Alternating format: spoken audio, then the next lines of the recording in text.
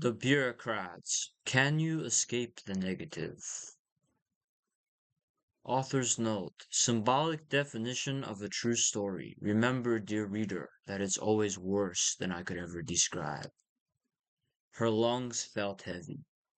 The walk there was far and arduous. It was a long way from home. She had on a blue dress, but it wasn't beautiful. The front door was unlocked, as she expected it would be. The inside of the house shielded her from the briskness of the night air outside. No lights were on inside, and not a whisper could be heard except those of the void that surrounded it. She traveled through the darkness, her fingers gracing the railing up the stairs and around the empty turned-off kitchen and up another staircase to the higher levels of the house. Still, there was nothing but darkness, as sure enough, it was an empty one. The stairs went on for an hour. It was only a minute. That she didn't trip in the darkness surprised her. At the top of the nigh endless staircase, she flicked on a light, and the whole world went woozy. It took an immense inner willpower to keep her from falling backward and down the stairs again. She flicked the light back off with a quiet gasp as she fell into the wall hands first. She then stepped down the hallway. Both walls surrounding her were lined with doors. 3 of them each became 6 of them all, and there was no end until her right foot hit a step. At last, more steps. She dragged her pumps up each one of the stairs, this time, 6 of them in total. Finally, it was out of the dark hallway and into a high bedroom. There was a bed on the left corner with a closet beside it, full of hanging sheets and a mirror on the right. No windows, no doors. Not after the open doorway behind her sealed shut and disappeared. She walked over to the bed and put her hand on the dark mauve-purple blanket. Her hand sank into it like water. She reached into the bed and it just kept sinking. This is an illusion. The bed became translucent, only made of lines. She could have fallen into it, but somehow it was still solid. This doesn't exist. She got off the bed and stood up on her own 2 feet, even though she could barely tell if she was still within her own body.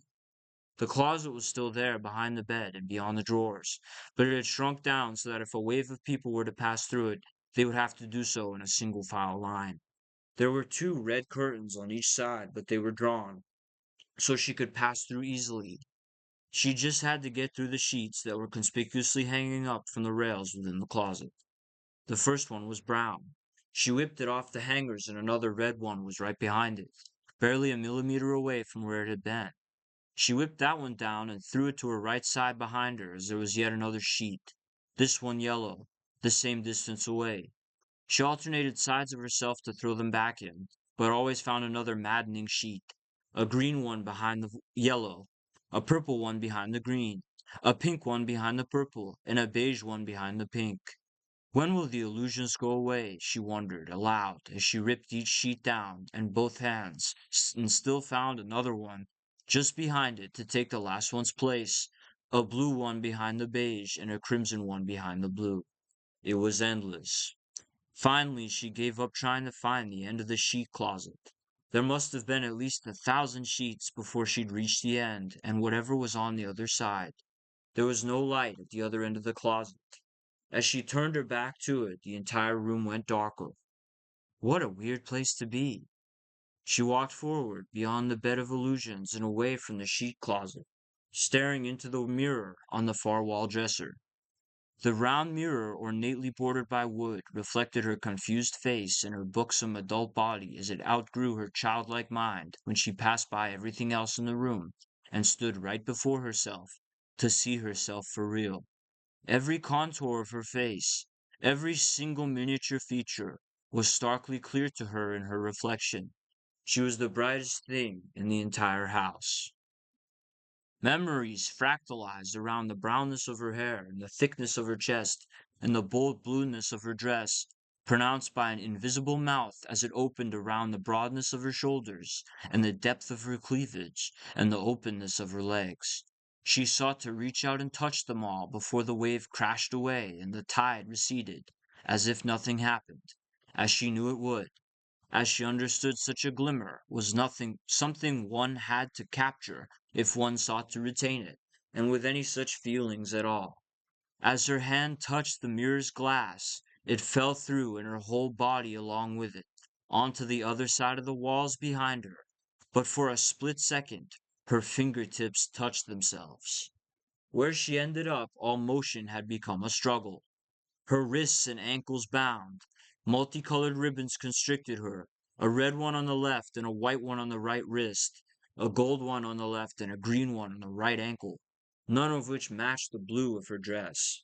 A massive black sheet fell over her entire body and face and wrapped her up inside its weight.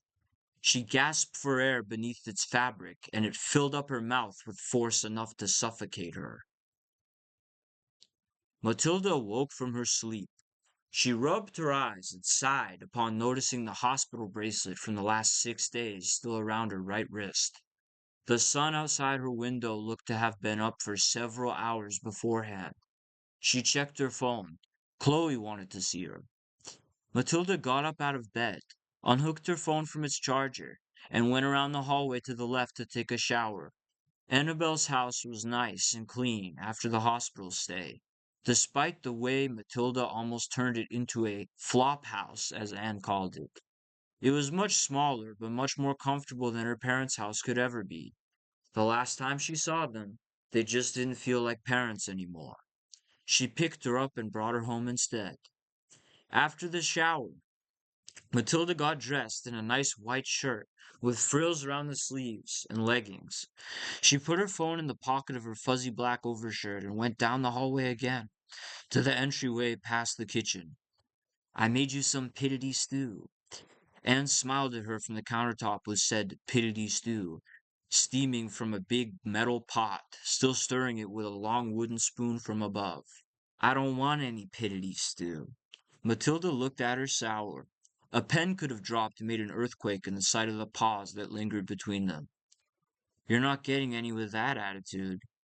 Annabel continued to smile her facetious and taunting little grin, that soft upturn of the corner of her lips into her cheeks, even as she looked down and moved to put the pot back on the now turned off stove.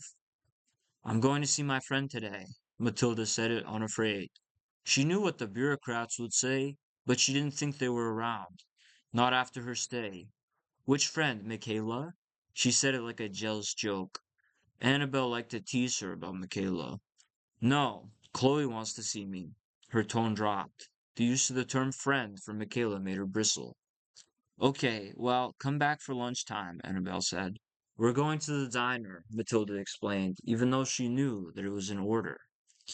Well, okay, well, are you gonna walk or do you need a ride? That sharp tone was irritating, but the last part sounded a little endearing. I don't know. I think I'll walk this time. Okay, then, be safe. Annabel paused. Matilda started walking out the door. How are the voices you're hearing? They still haven't shut up. Matilda opened the door and left. Anne shuffled into her black leather jacket and went out back on the veranda to smoke. Light blue American spirits.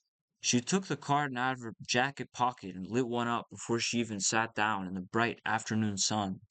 The smoke wafted off her lips in a methodical push from her aging, hoary lungs. This world was simply too much for her to breathe in at times. Chloe sat across from her in the booth, by the far wall in front of the bathrooms. The sun was still bright, but she sat with her back to it so Matilda could see the windows and doors and the other people in the diner. She always accommodated her no matter what. Her hair was a dark brown close to black and got lighter as it fell in luxurious curls down her back and her shoulders. You have such pretty hair. Thank you, Matilda breathlessly muttered. As always. Chloe laughed a little bit and she smiled too. How's your stay? Surprisingly refreshing. She paused. It's nice to talk to people like you, who are human beings. They stared into each other's eyes silently. Suddenly the waitress came with a big silver tray in her arms and a coffee pot. She was tanned with strawberry blonde curls and a big, bulbous, buxom chest. After she set down the plate, she said, Would you like a refill? Yes, please, Matilda said rather sheepishly. I would like some too, Chloe said. The waitress, whose name was Elizabeth, poured their coffee one after the other. Thank you, Matilda said. Uh-huh. Elizabeth stood up straight with a little bounce. Let me know if you need anything else. Her voice was thickly maternal. "We will," Chloe said, and she left. "Pancakes and bacon and coffee to enjoy. And fruit. Let me know if it's better than the hospital food." "The food's the best part of the hospital." Chloe laughed. "Did you see her tits? Bigger than I'll ever be." They laughed more. "And bright red lipstick, too." "You like red lipstick? I prefer it." Of course, she had her own on, where Chloe herself did not. Chloe started cutting her pancake. To each her own, I suppose. Matilda sipped her coffee. She was still looking across the diner at Elizabeth. She set down her mug and said, "Things like that make life worth living." Chloe couldn't imagine why she would have thought it wasn't in that case. Her eyes glided back to meet her stare. "I've been dealing with a whole lot of suffering." "Because of your mom and dad?" She almost rolled her eyes. "There are worse things out there than my parents, Chloe." She sipped her coffee once again. Chloe wanted to change the subject, to brighten her world a little bit, just as much as she could, at least in public. "What have you been seeing lately?" Her whole demeanor shifted in a swallow with a small grin and a glint in her hazel eyes. "There's so many things." Her voice sounded like that of a child's. "There's a rabbit in the field. It's white and has red eyes." Her pointer finger went across the table gingerly as she spoke before she tensed both of her elbows up and exclaimed, "A big fluffy bunny boy." They laughed together. Her smile was so bright when her teeth went back behind her precious lips. She stopped and her eyes opened wider, and her forehead descended just a couple centimeters. "There's a horsey, too. She's brown, and she doesn't care if people talk about her." She shook her head excitedly. "She just runs and runs and runs and runs, without a care in the world for any of it." She sort of cut off at the end with an abrupt stop. Maybe she wanted to say something more. "Can they fit in the same field?" Chloe asked, just to engage her better. No. It was more than just a matter of technical fact to her. That's not important." She paused, and there was a silence around the entire table that lingered like a filthy, unwelcome sheet. The longer the silence lasted, the more her smile faded. When Chloe didn't say anything, she had to cease what must have been the inner noise. "What it means is more important. What the animals represent." Her intellect had hummed back into gear. She sounded much less like a child now, and her voice dropped a little lower. "Shut up!" She whipped her gaze back to the window on the far wall, all the way on the other side of the diner. Her face was pure rage, murderous rage. She even grabbed her butter knife and stood it up on the table by its blade. A tall blonde waitress looked in their direction, and other customers started to turn their faces. "Matilda, it's okay," Chloe said. She reached out to cover her hands. "Nobody's out there. Someone is." Her eyes didn't leave the same spot in the window. Chloe turned and saw nothing but the blue sky there. "Nobody's out there. I didn't see anyone." Chloe didn't know what else to say, but she felt stupid anyway and scared. "I heard them," Matilda seethed, still staring through the window. "Who was it?" Chloe said. Matilda flashed her gaze at her finally. "Them!" "The Gardellis aren't here," Chloe said as an urge to calm her down. "I don't give a shit about the fucking Gardellis," she spat. "The bureaucrats." "Matilda, you can't keep screaming like that." Chloe still wasn't sure exactly who the bureaucrats were, but she knew she could still feel and see people's eyes on them, strangers' eyes, blind to what she was going through. "I know," Matilda sniffed, "but I heard them again."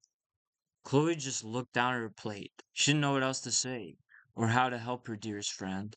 All she knew how to do was wait. But the hospital didn't help, not nearly as much as they said that it would. "Before I left, I could feel the black cloud in my room again." Chloe put her fork beneath the bacon on her plate and flipped it over before she looked up and knew exactly what to say.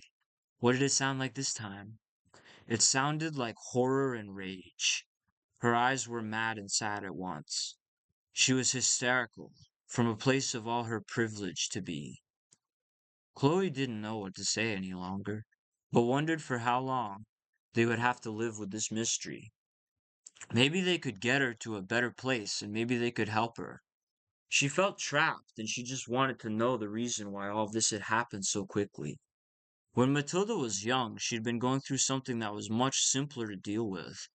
This, whatever this was something stranger and a curse to the both of them, to anyone lucky enough to see her smile. She looked into her eyes and didn't know why anyone would ever see her as anything but light and mirth and warmth and gentleness. How anyone could ever hurt someone so special and vulnerable and open to the world with all of its cruelty and beauty. Can't you tell me I didn't do anything wrong? She was looking up at Chloe with wide eyes full of needing, begging to be assuaged and absolved with great and dire urgency. Yes, was all she could say, for at least it was clear what she needed to hear from her.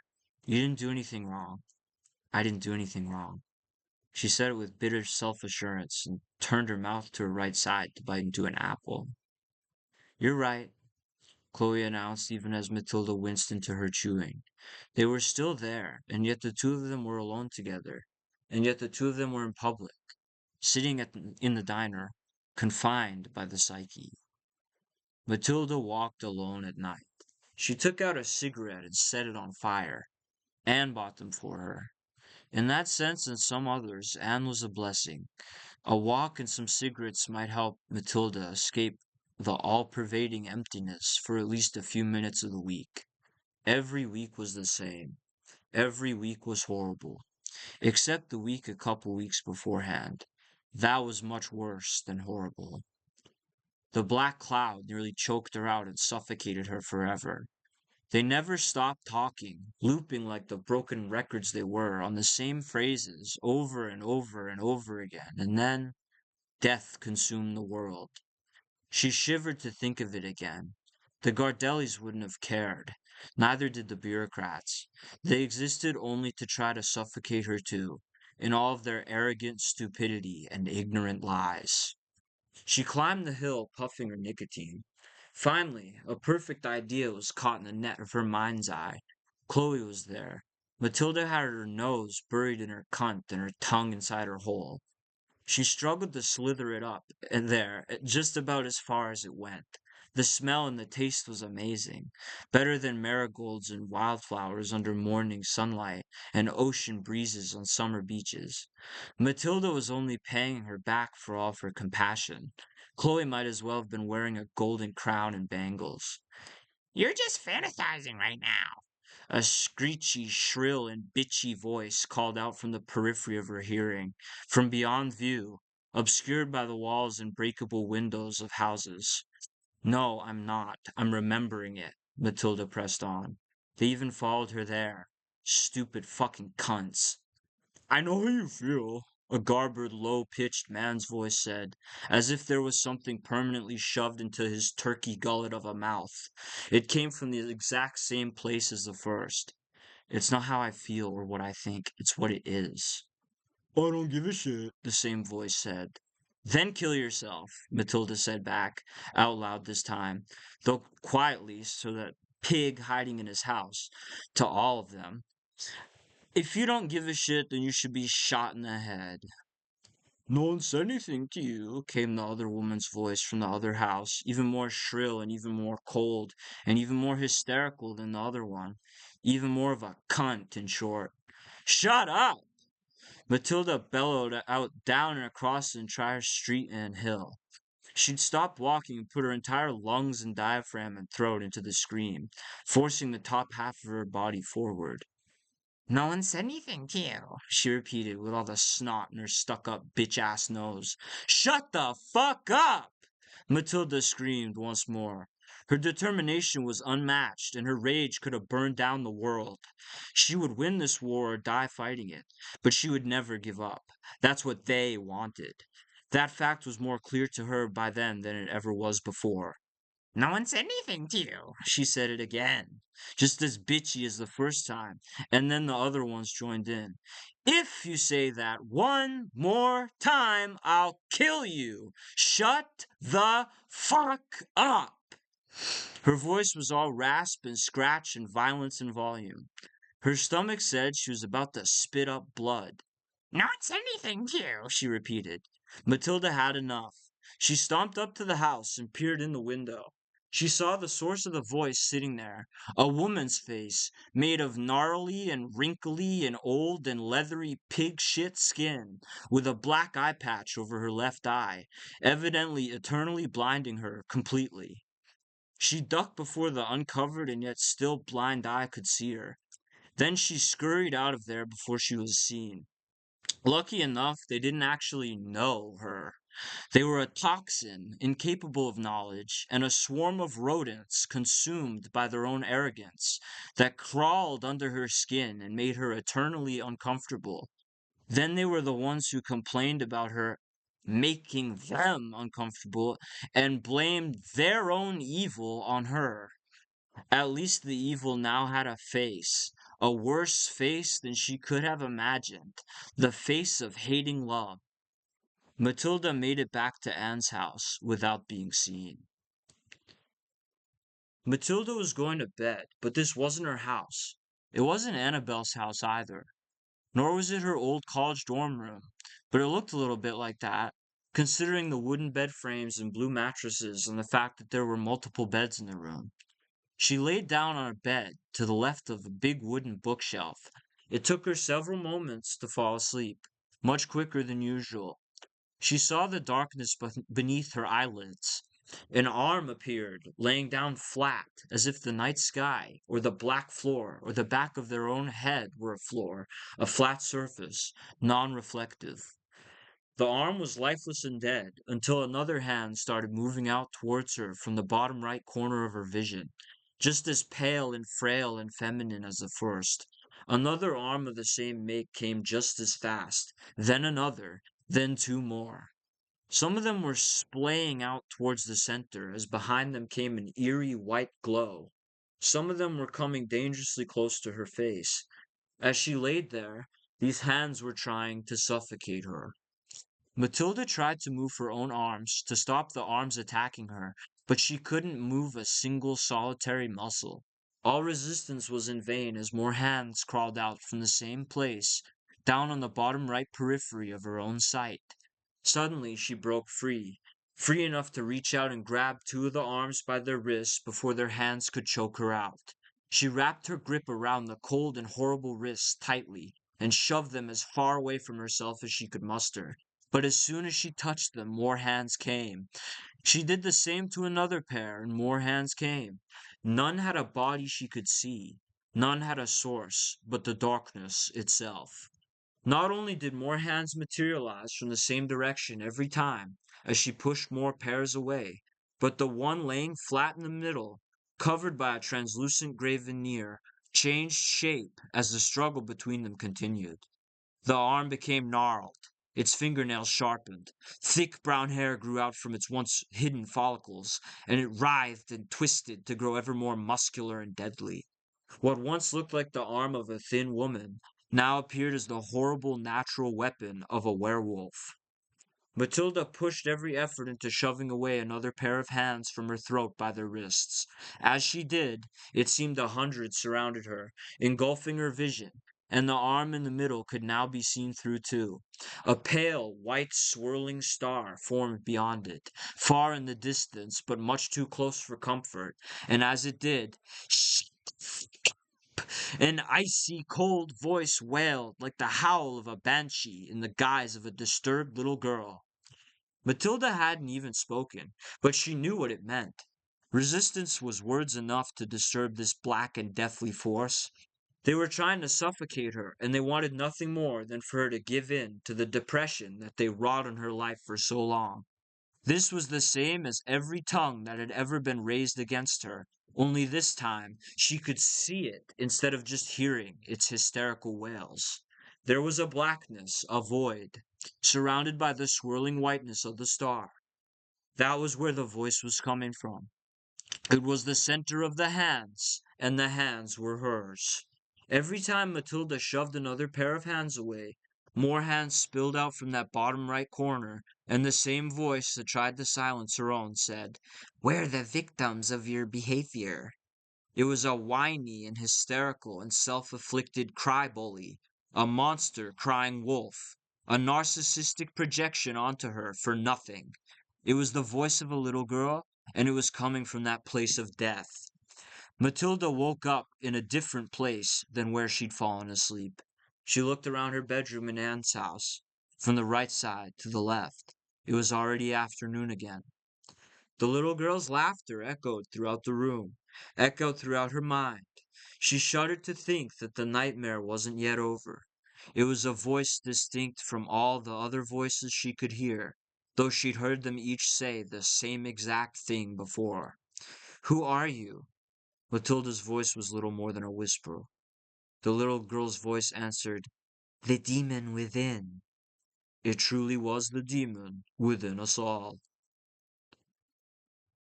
Dan stood upon a hill in the rolling wilds of a green meadow.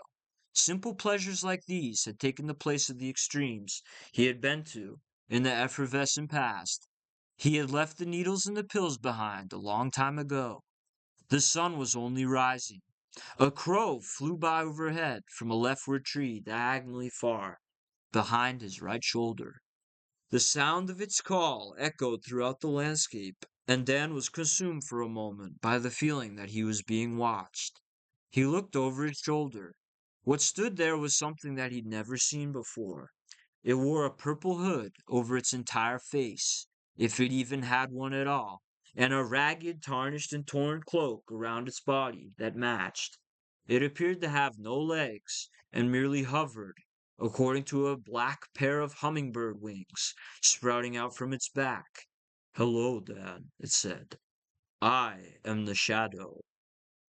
Dan's face went white. Normally he'd just say hello, but for once he did not know what to say.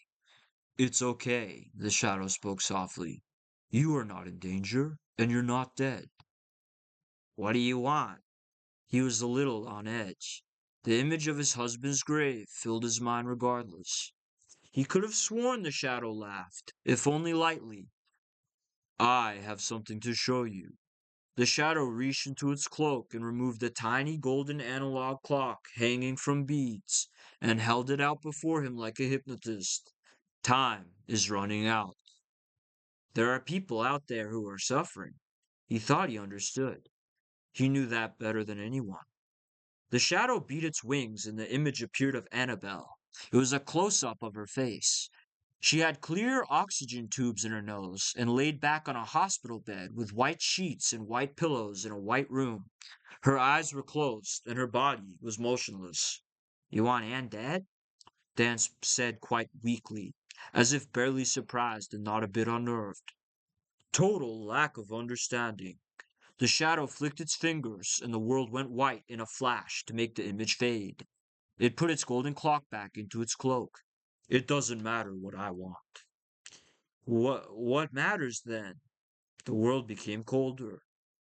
"It matters that we see them at all," the Shadow declared, stronger in voice than anything it had said thus far. Dan would not pretend to understand, but he shook his head and said, "Oh, okay, anyway. Find the vision, defeat the voice." The Shadow, having shared its wisdom, dissipated into the sunset horizon before them. The entire day had passed them by in the space of 5 minutes. Matilda was out for a walk in the afternoon sun, with nothing better to do due to the frequency she had tuned into being so negative. Due to the bureaucracy. They still don't know us the same way. They still don't know us the same. That was the other way she said it before, without the way.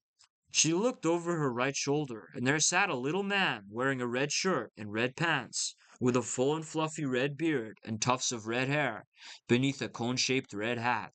Criss-cross applesauce upon the black pavement. Sitting down there like that, he wasn't even 3 feet tall. Matilda jumped a little bit. Usually these things did not have faces or forms that were readily available for her to see. No one ever spoke to her this way to her face.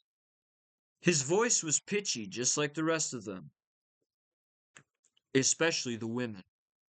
The red gnome stood up with a big broad smile on his face and waddled up to her, moving his hands up and down like a runner of voracious effort or a pop star dancing along the stage. "You're right, Red Gnome. That's just gnome to you.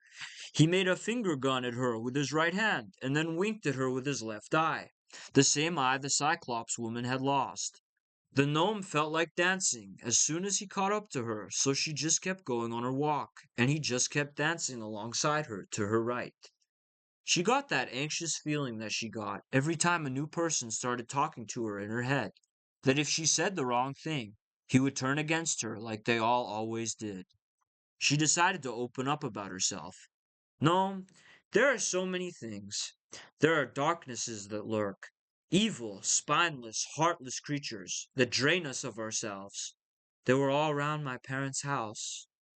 The thought of it was making her shiver, even in the sunlight.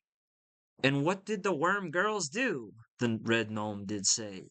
Worm girls, that's a good way of putting it. They were breathing down my neck every day, and then they'd claim they didn't do it. They were always lying to me, gaslighting me, treating me like shit. The giggling gooners, ha ha! The red gnome did his dance. The Gardelli's gnome, Matilda said. They're not called the gooners. I see. The red gnome kept dancing, swinging his arms down beneath his low little knees. You're right about that, Matilda.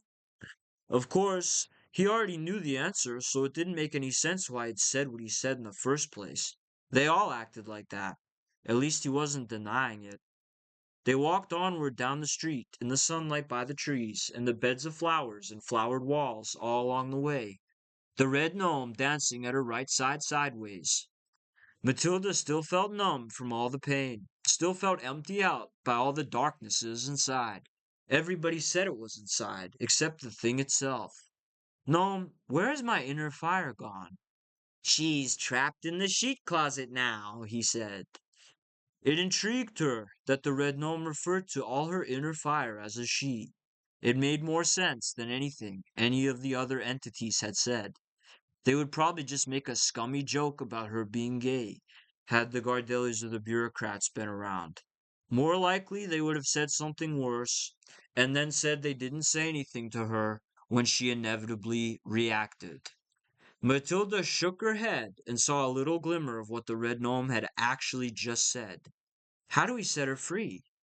Free, he repeated. I have always loved to be free. Apparently, he wasn't all that interested in helping her.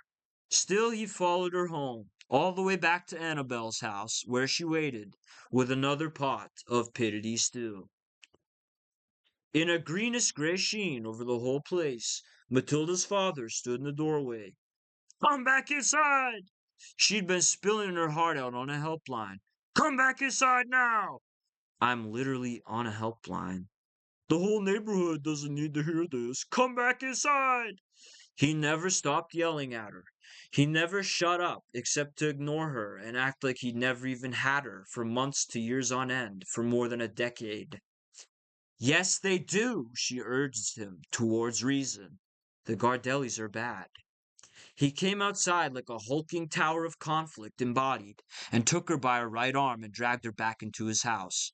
He didn't even bother bringing her glass of water back in. Neither did her mother. She just stood there, mindless, saying nothing. They were two peas in a pod, one of them stupid and one of them evil. You're an asshole, was all she could say. He stomped back up to her and got in her face in his stupid red hoodie. Matilda stared into his receding widow's peak on his ugly, empty skull. His forehead twitched, and that same old vein popped out like a lightning bolt, as he stood there imposingly, like he was about to hit her. She stood her ground there fearlessly. He pointed towards the front door. Get out of here! Matilda turned and swerved and went towards the door, still holding her phone with the line still active, hearing everything. I'm not doing all this just so I could be called an asshole in my own house, he blathered on and on, like the arrogant prick he was. At the last step, Matilda turned around. I hate you! I've hated you for years! Yup, was all the heartless man said. Matilda left. She didn't come back for several hours, just wandered around a shithole town in the cold, nearly freezing her hands off for the sake of spineless swine like them. Matilda made her way down the street and across another. She knocked on the big black door beyond the gate that was always open. There was some shuffling back there, and then the light came on through the windows surrounding the door. Michaela's silhouette stood there in the light, just behind the glass. Excitement coursed through Matilda's veins as her silhouette moved and the door finally opened. With long, wavy, luscious brown hair and big brown eyes and her sun-kissed tanned flesh, bodacious and bright and beautiful, the sight of her was like a cold drink of water on a hot summer's day. She said in her usual long-voweled way, "Hello, Matilda," as if it wasn't 11:30 at night, just another day they used to talk throughout. "What's up?" left her kissable lips, and Matilda knew she would be able to come inside. "I needed to get away," she said with a grave urgency and a tragic longing for relief. Michaela's perfect eyes widened. "So you went for a walk?" She still didn't understand. "Yes, and I ended up here. I want to talk to you. You're the only thing that will help me now." "Come inside and then we can talk," she said thankfully. "Thanks." Matilda sounded more tired than she actually physically was. She'd smoked just 3 cigarettes alone on the way. She stepped inside, and Michaela welcomed her in by standing by the open door and stretching her left arm out towards the far wall. Matilda stopped and stood there as Michaela shut the door behind her, waiting for her to step ahead of her so she could follow her to whatever room she wanted to lead her to that time. Her big round butt bounced so deliciously, Matilda's eyes were glued to it. She never thought brown corduroy pants could look so tight and thick and juicy before. The beauty led her to the inside of the garage, through the side door, past the kitchen, which was just a hollowed-out office by then. She sat down on a swivel chair and beckoned Matilda to sit in the one across from the table. "Are they getting bad again?" Michaela asked her. "They won't shut up," Matilda said, just standing there at first. "I can't sleep." "Aw, I'm sorry to hear that." She cooed a little bit, looking up at her. Her voice was warm. "What do you think would help?" Always a woman of action. "A firing squad would be a start." There was a pause. Eventually, Michaela actually laughed. People don't understand how evil the world really is. They don't understand how beautiful it is either, she thought, staring at that girl. "It's not as bad as it was at your mom and dad's house, though, right?" Michaela's Michaela, the utter contradiction of everything they'd ever said to her and their entire monstrous black pan view of her, just sat there in a bemused state of wonderment by her entire personality. She made her sigh in relief. No, nothing could ever be as bad as that shithole. They rule that entire town. It made her shiver. "The bureaucracy does," Michaela guessed correctly once again. "The bureaucracy does," Matilda confirmed. A smile broke through. Michaela actually knew her even better than Chloe and Annabelle did. "We have to do something about it." She stared into her beautiful eyes and said, "Something will be done. Thy will." Michaela smiled ever brightly into her watchful gaze. "I trust you. Thank you." She just had to thank her. "You're welcome." She was so warm and bright, like a fire alive. It could rejuvenate her entire being if only she could stay with her forever. "I told you to be quiet. Do you know what quiet means? It's like I'm talking to a brick wall." The grayish-green malaise was back. Her father grabbed a golf club, a 790 iron. "I told you to be quiet." Hearts shattered to the sound of breaking glass. Her mother wailed out for help. "Frederick, you broke the vase." Matilda came home to Anne's house in the dark of night. The lights were on all the way down the hallway, so she entered the living room. Annabelle was sitting there in her black leather jacket and matching leggings, on the chair by the windows with the thick gray blinds drawn. Her dark brown hair was tied up in a ponytail, as usual. Her brown eyes came to meet hers. "Hi, Matilda. Did you take your meds?" She asked her expectantly, but without sharpness, like a mother bird. "Yes, Anne," she dutifully answered. "They didn't help." "Good girl." Something shifted beneath Matilda's little black dress. Anne tapped her lap with her left hand and rubbed her right thigh up and down with her other. She flashed her a resplendent and expectant half smile. It was all to beckon her closer. Matilda shifted closer to Anne, slowly traipsing along the floor towards her waiting form. A few steps away, Anne unzipped her jacket slowly with her left hand, revealing the illustrious image. They fell out braless with no undershirt. They were big and bulbous, soft and pale, with round pink nipples ready to be suckled. A mother's tits. Matilda sank down low and curled into Annabel's lap. She took the left one in her mouth and sucked on it, fed on her breast, let it lavish her and wrap her in its divine comfort. Anne ran her fingers through her long brown hair as she sucked on her tit, like she was a mother coddling and feeding her own infant child. The taste was lovely skin. The next night, Matilda's walk landed her back at her parents' house. It was a dark night. The street light that had once been there was there no longer, gone with the warmth and gone with the love that she once felt in small amounts as a child. The driveway was icier than the street side. There was no such ice at Annabel's house. Matilda knew that the fire inside was trapped somewhere inside the house. She could feel it. She went inside, the front door unlocked, as she knew it would be, and traveled through the darkness alone. The upward staircase felt endless, but the hallway was worse. There was no way out and up to her childhood bedroom.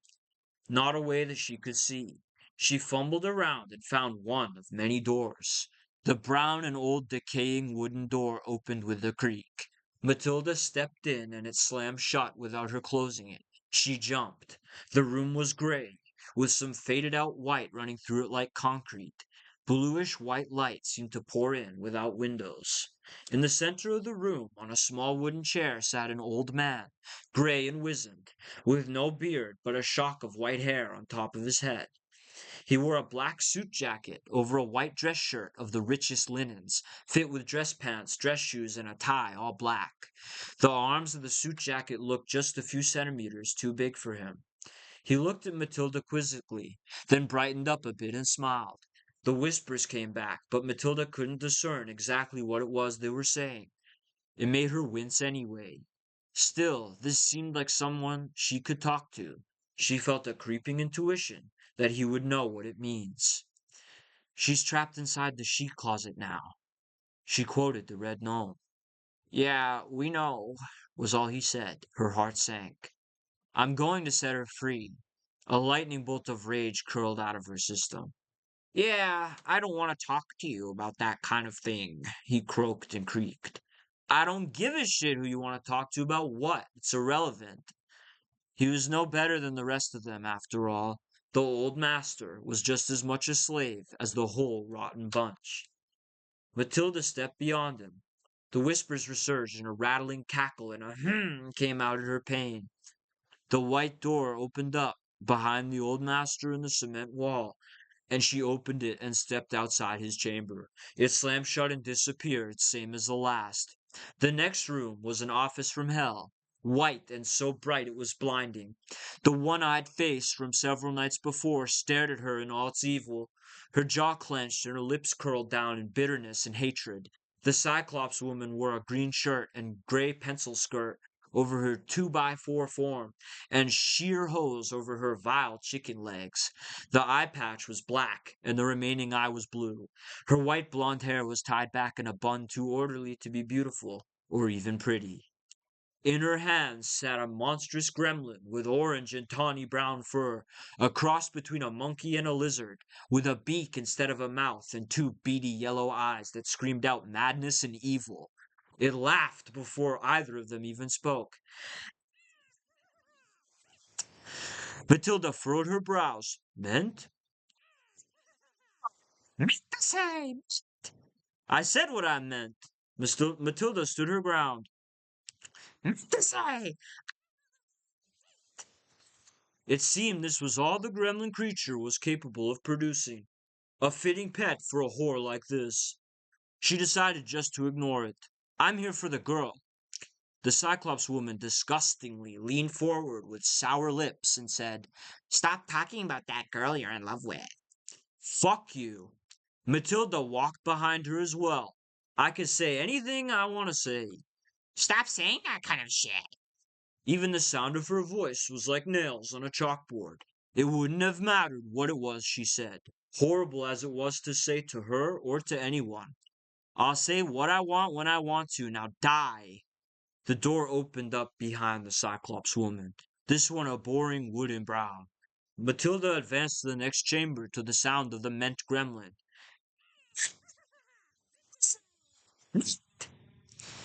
How creatures as vile as these could be devised by heaven or hell, she had no idea. The brown door opened up to even more filth and villainy. The entire room was dark except for a television set facing a bald, blubberous, fat whale of a man wearing nothing but a dirty white wife beater and black boxer shorts, lazing about on a chair. This was the best the bureaucracy had to throw at her? Nothing but scum, lower than the dirt on the bottom of her shoes. The door behind her opened again. The door behind her disappeared again. At least she didn't have to listen to the meant gremlin anymore. Matilda tried to step around the man in front of the TV without waking him up, though she couldn't tell if he was asleep before its blue electric glow of endless distraction, or if he was just so fat that his forehead had coagulated with his cheeks. As she stepped beyond him, she thought in her head, or muttered, she couldn't tell. I'm here to get the fire back, focus on her. Nobody gives a shit, the fat pig grumbled and groaned. Matilda whipped towards him and lashed, because you're all subhuman pieces of shit. Nobody gives a fuck, he repeated himself on an endless, broken record loop. Worthless to me, she yelled. She knew it was true. She didn't give a fuck what they said. Fuck you then. Matilda grabbed the back of his recliner chair and threw him face first into the TV set. The sound of his disgusting, fat, blubbery body of stupidity, comorbid with evil, hitting the ground and crushing the TV under its worthless weight was that of a freight train crashing into a wall of cold black steel. The piercing sound of football games that he could never play was finally gone. Matilda skittered back quickly to the end of the room before the fat pig could get up, if he even could on his own, the best she could without a light, and felt around to find the next door. Sure enough, a cold sideways knob appeared there, and she turned it to enter the next chamber. Everything was red in there, from the walls to the rug that made up the floor to the cushions on the couches inside. Another familiar image appeared to her. The red gnome was sitting on the center of the couch. He stood up when he noticed her and climbed up onto its cushions and began to jump around, doing the queer little dance that he was up to when they first met. It was a refreshing sight and even made her smile a little bit, but something was off either way. Hey, gnome, you said that she's trapped in the sheet closet now. I would like to set her free. No one said anything to you, he snarled in a vile, pitchy, mocking tone, and just kept dancing on the couch cushions by himself. Her heart sank once more. Even the red gnome was an enemy. Beyond him she went, deeper into the den of all of their lies. The next door was a red curtain that materialized at the back of the room when she approached it, behind all the couches and the red gnome as he danced his life away. Matilda moved on. The red curtains disappeared just as they appeared to her after she walked in. The next chamber was black and white, checkered, walls, ceiling, and floor. She could even see, though there was no light inside the room. A little girl in a black dress and black tights and little black shoes with white socks and a round and pale white face stood before her in the center of the room. Her hair was black as well, in pigtails on either tiny shoulder. She was small, deformedly small, like the red gnome, smaller than any normal child should be. Matilda could see from the coldness of her face that more deception lurked within this miniature body. Still she looked sad, tormented, traumatized into it all. You're being a dickhead, she wailed, pointing up with her left hand, not at Matilda but at the checkered ceiling above her, and staring right into her eyes with beady black ones of her own. Hysteria had returned. So they would all brush her off, try to tell her what to do, what she could and couldn't say. stultify her for years, then go back and claim they didn't care in the first place, which if they did not, then why did they speak at all?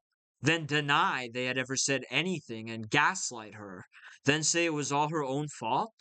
She was furious. Most of all, she was hurt and empty. The endless abuse was too much to take.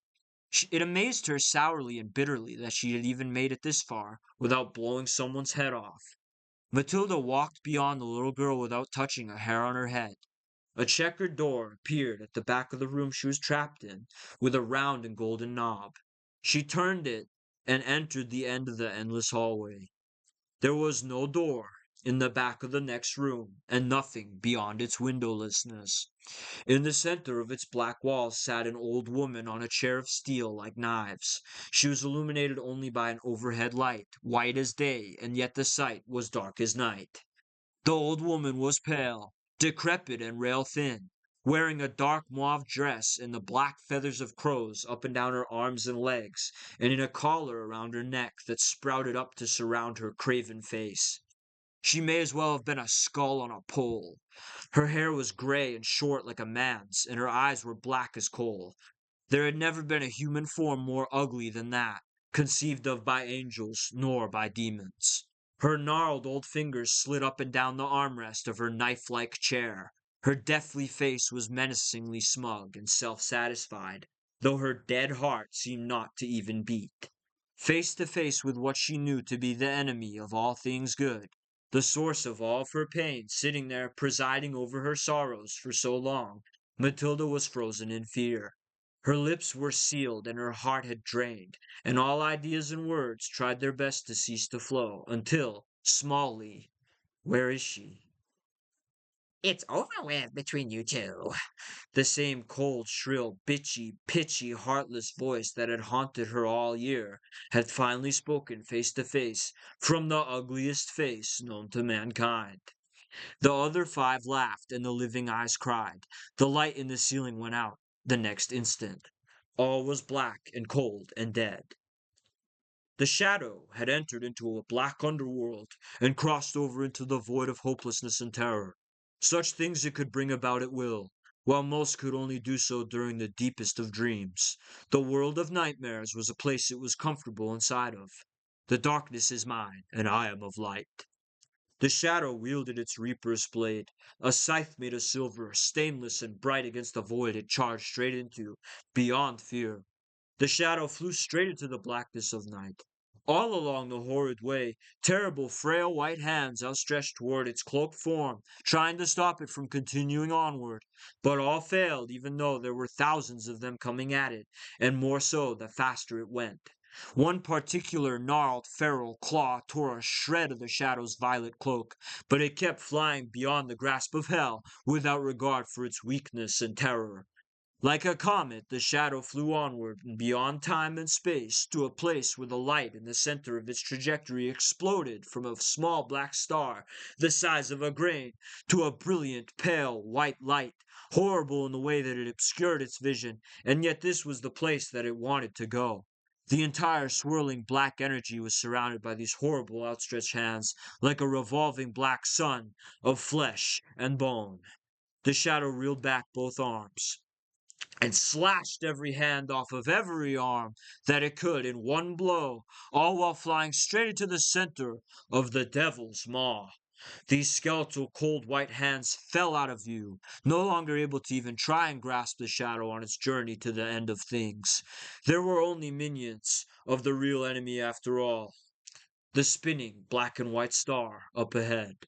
The closer the shadow came to it, the more it began to instead take the form of an eye, one supermassive black and white eye, staring into its cloak obscured face as it flew directly towards it. 100 miles more, and the terrible voice screamed, "Shh!" And the shadow knew it had found the enemy it sought. Though the shadow hadn't spoken, its existence was text enough for the black cloud to hate and seek to silence, just as it had sought to do to Matilda. The shadow had to save her. Knowing the urgency of this task, the shadow traveled onward and forced its way through, carved its way inside the darkest part of being itself. The floors of the blackest dungeons and the ice of the coldest tundras could never amount to the wickedness of her, the Black Cloud, the Witch Queen, and Saturn's favorite daughter.